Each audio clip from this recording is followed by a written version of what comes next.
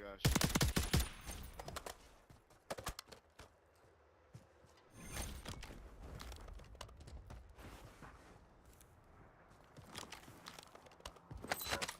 Gas is inbound, marking a new safe zone.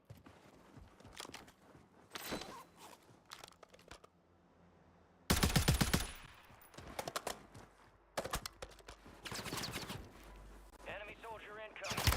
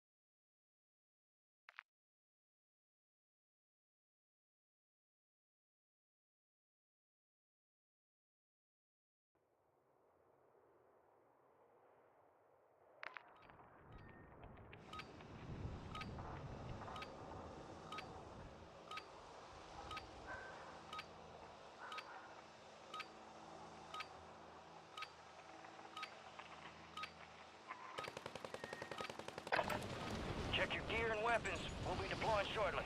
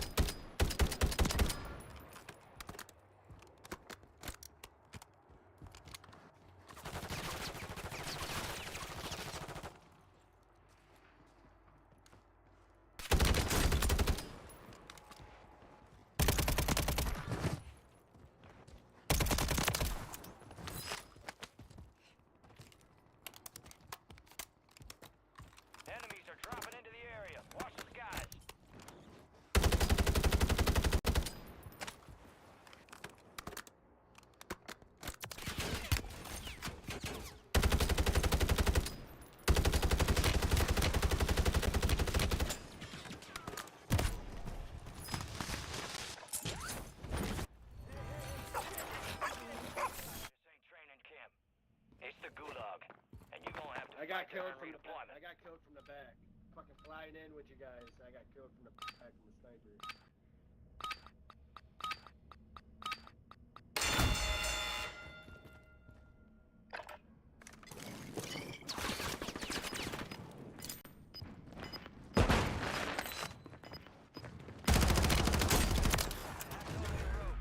A well-earned redeployment, soldier. Stand by.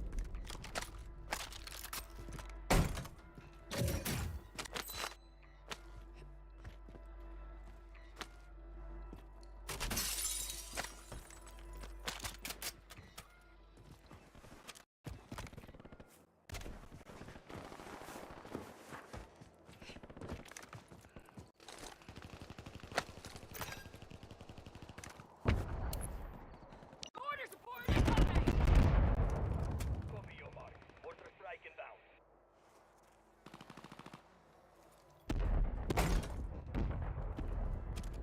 You've got gas inbound. Safe zone relocated.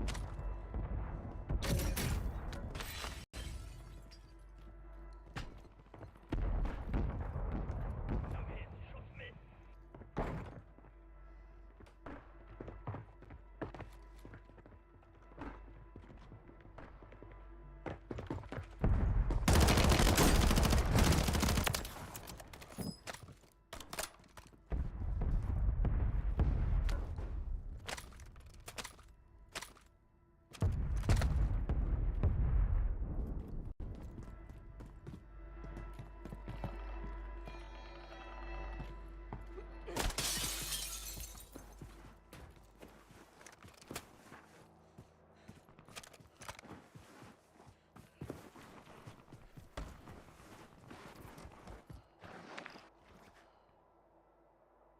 Found a buy station.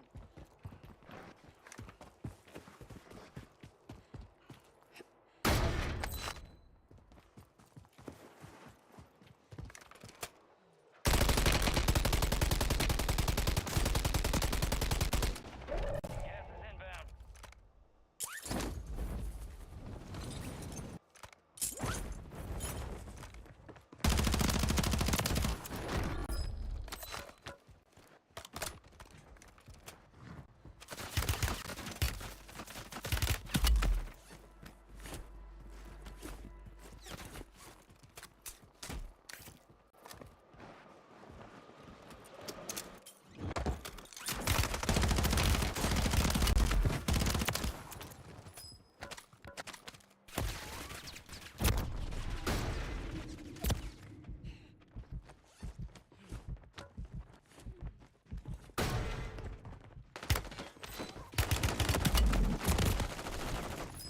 One of 25 remaining. Off that one.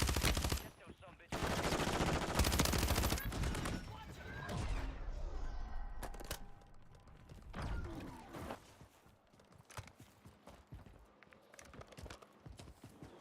I see an enemy.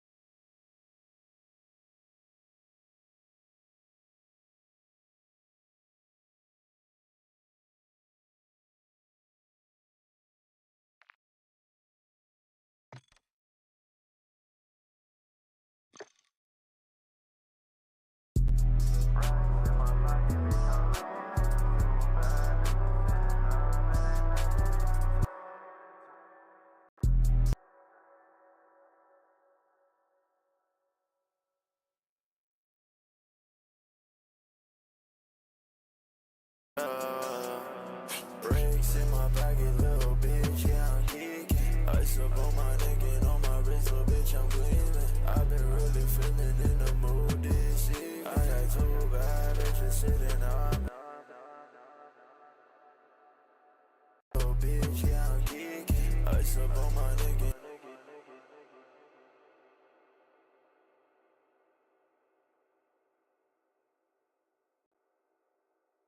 ice up on my neck and on my wrist. I'm geeking. Ice up on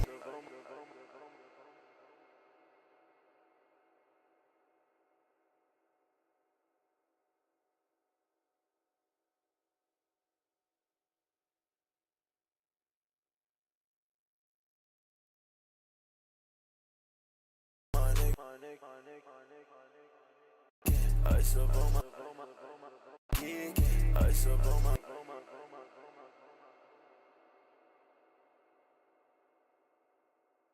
rings in my pocket, little bitch, yeah, I'm geeking. Ice up on my neck and on my wrist, little bitch, I'm gleaming.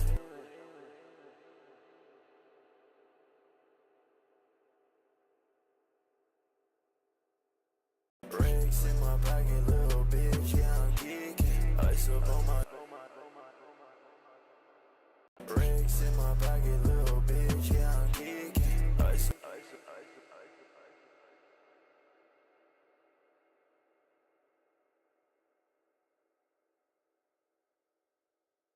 rings in my pocket, little bitch, yeah, I'm geeking. Ice up on my neck and on my wrist, little bitch, I'm gleaming. I've been really feeling in the mood this year. I got 2 bad bitches sitting up and they pretty.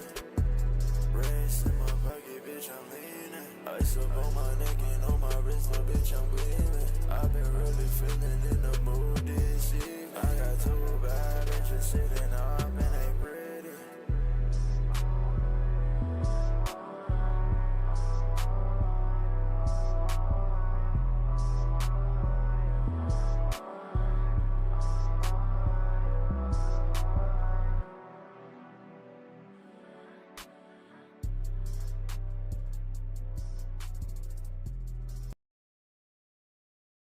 Rings in my pocket, little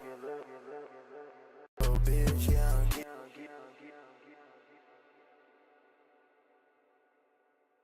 Rings in my pocket, little bitch, yeah, I'm geeking. Ice up on my neck and on my wrist, little bitch, I'm gleaming. I've been really feeling in the mood this year. I got 2 bad bitches sitting up and they pretty. Rings in my pocket, bitch, I'm leaning. Ice up on my neck and on my wrist, little bitch, I'm gleaming. I've been really feeling in the mood this year. I got 2 bad bitches sitting up and they pretty.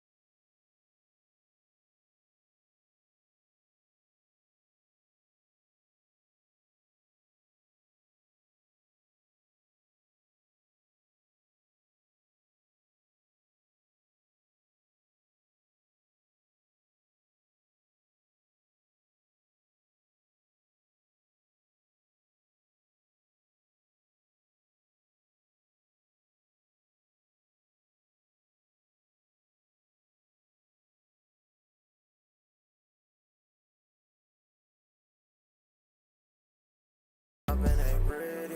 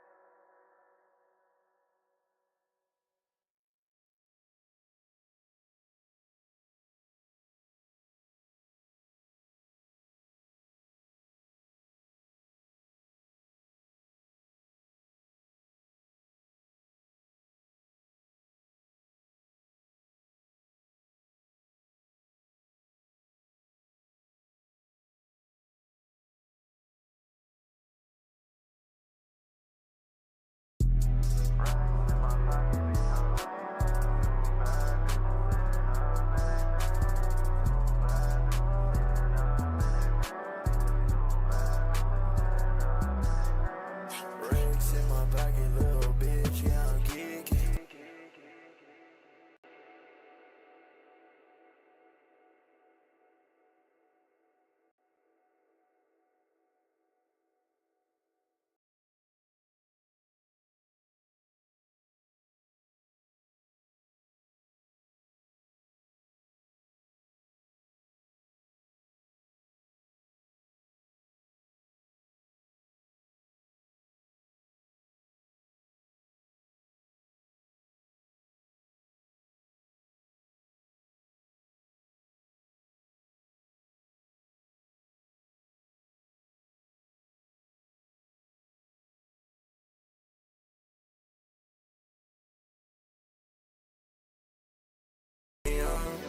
So Wavvy,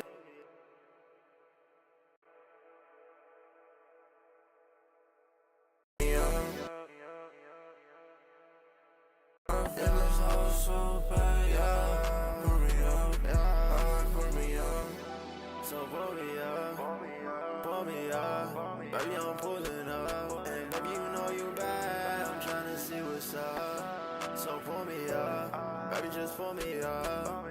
I'm a fashion nigga. You ain't never seen nobody like me before. Pull up to your crib, come in your house, and you know I'm taking all your panties off. What's up with you? Tell me really what you tryna do. Tell me really what you wanna do. What you really tryna get into? Tell her pull me up a train. Baby, we can stay LA. And you know you a bad shawty, know nobody can relate. Told her get on top and ride. Baby, you can come and stay the night. And if you pull me up another train, baby, we can do it all night.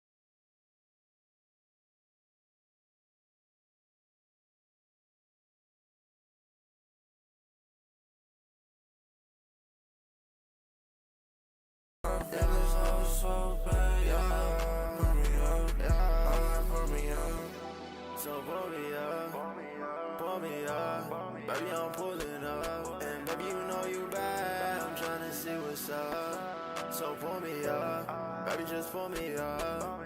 I'm a fashion nigga, you ain't never seen nobody like me before. Pull up to you crib, come in your house and you know I'm taking all your panties off. What's up with you? Tell me really what you tryna do. Tell me really what you wanna do. What you really tryna get into. Tell her pull me up a train, baby we can stay up late. And you know you a bad shawty, no nobody can relate. Told her get on top and ride, baby you can come and stay the night. And if you pull me up another train, baby we can do it all night.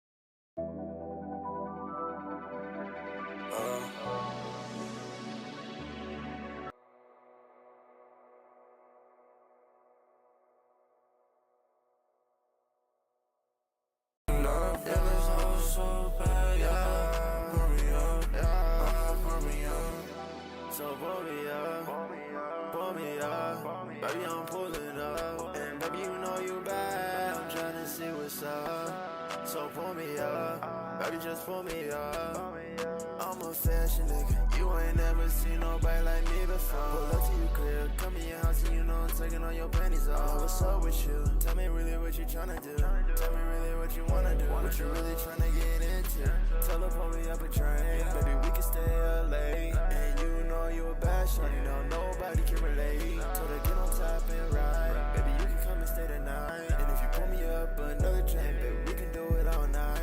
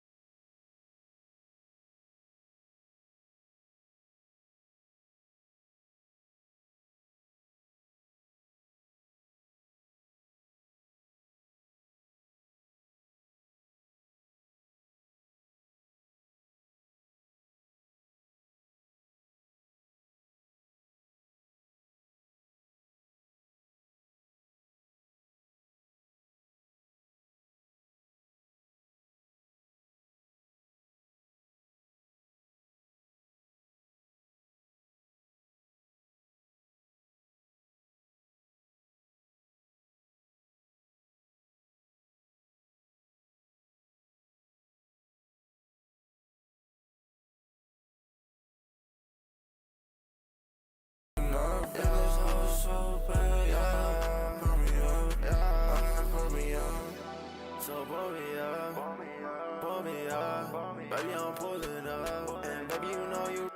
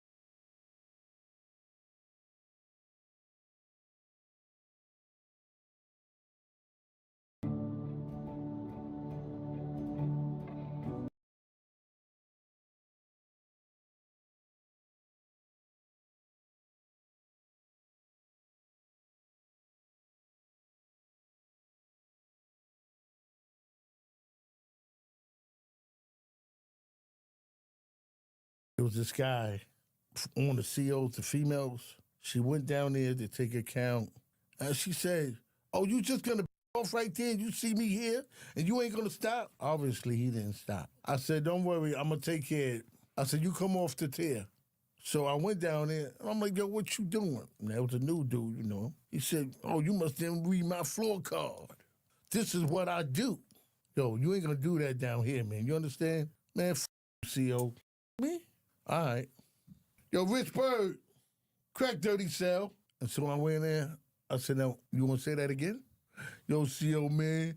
Yo, man, you know how it is, man." "I know how what is." "Man, it, man. I did it. What you want?" Once he throw his hands up, you getting it.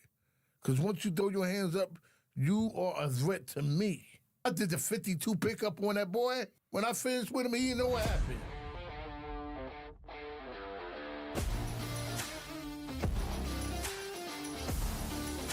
Share this episode with you. Leroy Ebron, a former Rikers Island correctional officer, is here to share the insanity that was his career over the course of working in the maximum security segregation unit for 22 years in one of this country's most notorious prisons, Rikers Island. Let's not waste any time and jump right into this exciting episode. So sit back, relax, and get ready to lock in with Leroy Ebron. Leroy, welcome, man, to Locked In. It's an absolute pleasure to have you here today. Very grateful we connected. Your friend who's watching us right now, who's going to be coming on the show. Yeah, Duran. Yeah, Duran.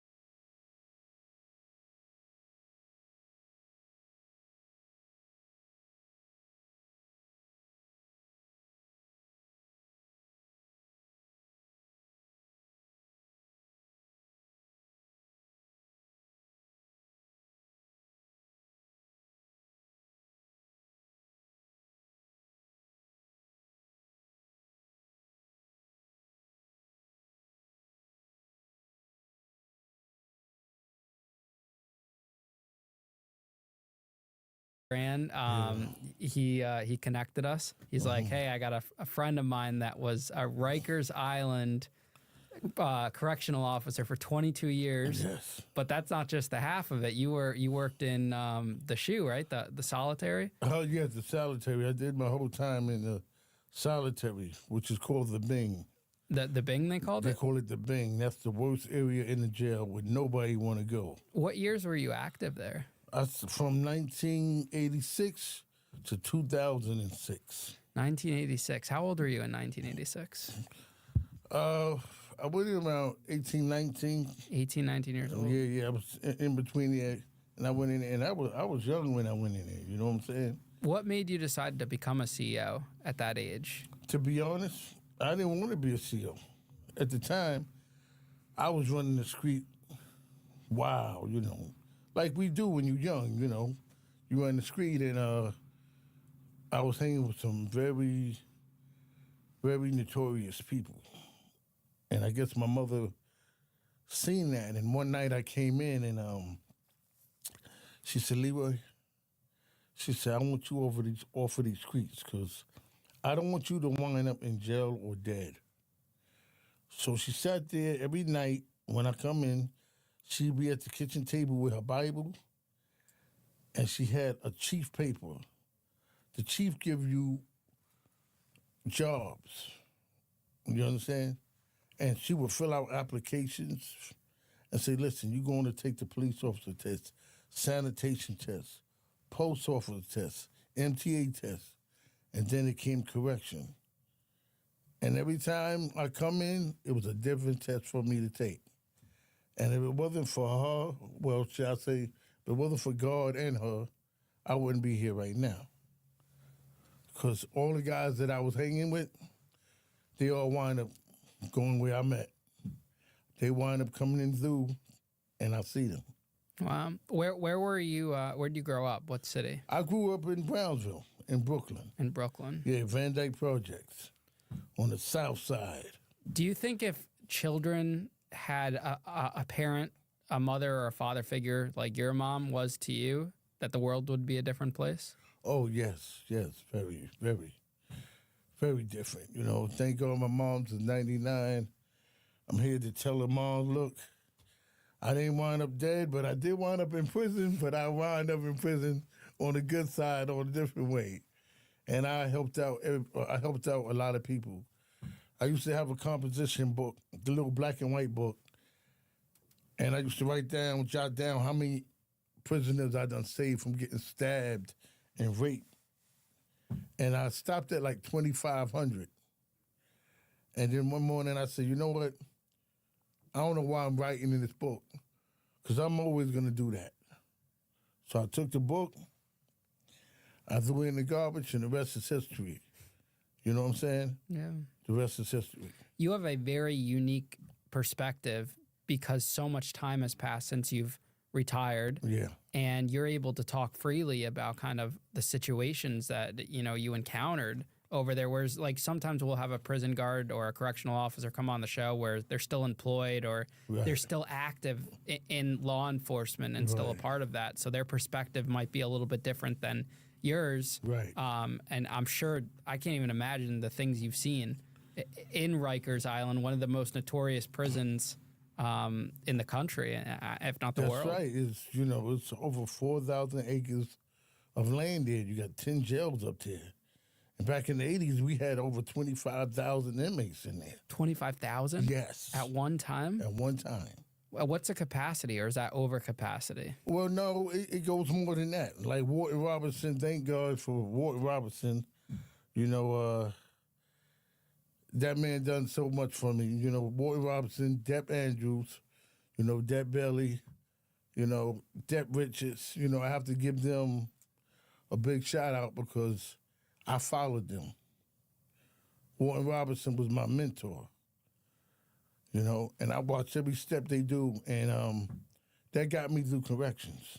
It really did. Because all you got to do is be fair. You understand? A lot of people wasn't fair in there, man. You know, I almost lost my job. 3 months on the job. I almost got fired. 3 months in. 3 months in. What happened? I walked in. The bells is ringing. You see the squad outside, the squad. They got their sticks, their helmets, and they beating the hell out of somebody. Beating them, bam, bam, bam. And, you know, I'm like, something just told me, look down and see who they beating like that, man. And when I go over there and I look, I get mad when I think about it. You know who it was? It was, it was my milk and cookie, peanut butter jelly, eating neighbor. We grew up as kids together. And they was beating the shit out of him. And when I looked at him, and he looked up at me, and I said, Donald? And then what really made me flip out was this officer came over there and took his foot and was getting ready to take his foot, put it on his forehead, and scrape it. Now, when they do that, your skin peel right off your face. And when I saw him doing that, I blanked out. I forgot who I was. All I know is that's my neighbor, my best friend. I grabbed the officer and I threw him against the wall. And everybody's like, hey, what's going on? What's going on? And I'm like, what the hell y'all doing? He's handcuffed. He can't do nothing to y'all. And you get ready to take the skin off his forehead? Then everybody backed up. And I'll never forget, Depp Richards. Oh, big, we used to call him Chrome Dome. He was boyhead, but he mean, big dude, jolly green giant looking. He never smiled. He looked at me and said, officer, what's wrong with you? And I said, yo, look, they get ready, to peel the skin off his head. So he said, what? And I told him, he said, listen, you go in my office. So it was a little room on the side. I went in there. And he said, what's going on? And I said, listen, that officer was getting ready to peel the skin off his face, off his forehead. He was like, what? He said, you know what? I was wondering who was doing that. He said, you stay in here. I got to go out there and calm the officers down because they want to know why a new jack flipped on them for an inmate. So he went out there, said whatever he had to say to them guys. And he came back in there to me and he said, listen, he said, okay, I understand what you did, why, you did what you did. He said, but one thing you got to remember, he said, we got a code you go by, and the code is color blue. And I looked at him and I said, listen, if that's the code y'all live by, I don't want it. Because I'm not code blue yet. I'm not there with y'all yet. I'm fresh. I'm only 3 months on the job. And he said, all right, don't worry about it. I'm going to take care. And he patted me on my back, and he told me, go ahead, And I walked out, Ian. I walked out. But, and that's something I can never forget. How many times do you think that you've seen situations like that and you've thought about, wow, if my mom didn't put me on the straight and narrow, that could have been me? That definitely. A lot of times, I was with my man, Tut. Of course, you're causing trouble the second you get here. Yeah, well, it's not just that the media is lying to you. They are actively trying to deceive you because they want to control you. Tut was a big part of my life. We ran together, and let Tut out of jail, yo. Tut, T-Black, come on home. Majesty, let them go. They did their time. Let them come home. My thing is, I seen so much damage and stuff in there that you wouldn't believe. You know what I'm saying? But I'm glad I'm here today to talk about it. Because that's how we make changes. Because that's how you make changes. You know what I'm saying? And it's not censored. Right. I was watching 60 Minutes. I don't know if you saw that. I saw the clips. They went into the federal prison. Okay. And they did an interview with one of the wardens. And it's just not accurate because they make you see what you want to see. These news sites that go in there, it's all staged. It's not real. It's not real. Me and you talking isn't staged. Right. We don't have a script. We don't have a script. We're talking freely. You get comfortable with me and you talk about what the system's really like. Yeah. What really goes on. Yeah. Not the news who covers it up, puts one side of the story out there, and doesn't give a real perspective. Listen, I lived this. There's nothing. They got a new saying out when on YouTube you see a guy lying or something. They say, "Oh, he's capping." See, me, they could never say that about me because I worked in there 22 years in the Bing. I lived this shit. I saved their lives. If you read the comments on YouTube, you'll see how many lives I saved. I saved people from getting raped and everything. And not only raped by inmates, raped by captains. Back in the 80s, shit like that was going on. It still goes on today. We had a captain back in the day. He had a baby, a black baby on his muscle, hanging from a loop. That's right, and he was proud of it. But when he be around me, he put that sleeve down. Cause I look at him. He put that sleeve down. I don't play that. I don't play that. You know, I saved a captain from getting severely injured or killed. His name was Captain Singh, Chinese captain. Love you, Captain Singh. Inmate Fu Quan. I'm going to give a shout out to Fu Quan. I'm going to give a shout out to Shaquille Sha. You know, people like that, Brandon. You know what I'm saying? Feed the Bandit. Reason why I'm calling these people out, because these people, they was notorious in certain neighborhoods what they did. And I saved them, and they saved me. And reason why I say, because when it's on, it's on. When it's on, it's on. You got to remember, Rikers Island was one of the worst jails in the country. And don't take that lightly when they say worst. Oh, no, it was the worst. Anytime you got to hold your own or have something on you because you never know when it's coming at you, it's on, brother. What kind of inmates were housed there during this time? Just in the jail in general. What kind of charges in the 80s, 90s, early 2000s? We had everything. We had everything, man. Rapists, killers, kingpins. You know, we had everything. And like I said, the area I worked, I had all the notorious people you could think of. Why did you get the job in solitary? How did that happen? Honestly, it's funny you say that. Because about 5 months on the job, they asked everybody, who want to work the segregation area, who want to work the Bing? Raise your hand. We was at roll call. We got about a good 200 officers at roll call. Nobody raised their hand. I raised my hand, and they looked over me. He a new jack. They ain't paying me no mind. But after a week, they noticed every time I raised my hand and nobody else wanted it, they said, why you want it so much? I said, because I can handle that. Because the reason why, I told you I was on the street before I got on the job. The guys that I knew was in the Bing. I knew I could run that sucker. You got to be a different person to be in that Bing. You got to turn into a beast to be in that Bing. Because if you don't, you're going to get shitted down. They're going to go piss on you.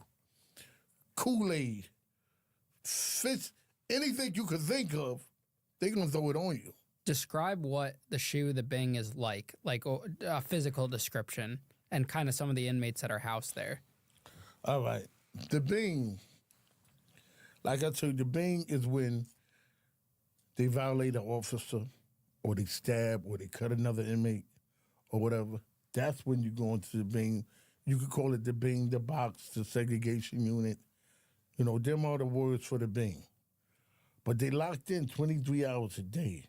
They only come out for rec for 1 hour, but they get they go to the law library and stuff like that. But everything is enclosed. You know what I'm saying? They get no commissary or nothing. Nothing at all. Is there a shower in their cell? They get a shower. You let them out one at a time to the shower. And they're handcuffed? And they're handcuffed. Okay, and there's two people to a cell? You take one person. Oh, one person to a cell. When you get to the shower, you take the handcuffs off. Going in the shower. You know? When it's time for them to come out, we got a little slot. They put their hand in. You put the handcuffs back on them. You come on back out. But see, the problem with that is a lot of people that didn't want to work the Bing is because they was lazy. They didn't want to do their job. If an inmate want to shower, let him get a shower. If you got to go to law library, let him go to law library. You know what I'm saying? You know, social service, let him go to social service. The problem comes when you don't give them what they're supposed to have. And I learned that from Deb Andrews and Walton Robertson. Like they say, give them what they're supposed to have, and you'll be all right most of the time. You know what I mean? That's what I realized when I was in solitary in the shoe and the Fed system. The officers that were lazy the inmates would get pissed off at, because in the shoe they got to work. They have to Right. make rounds. They got to put the trays for the food. There you go. They got to handcuff showers on shower days. That's right. The officers are miserable because they have to physically do the work. And yo, listen, man, I'll tell you.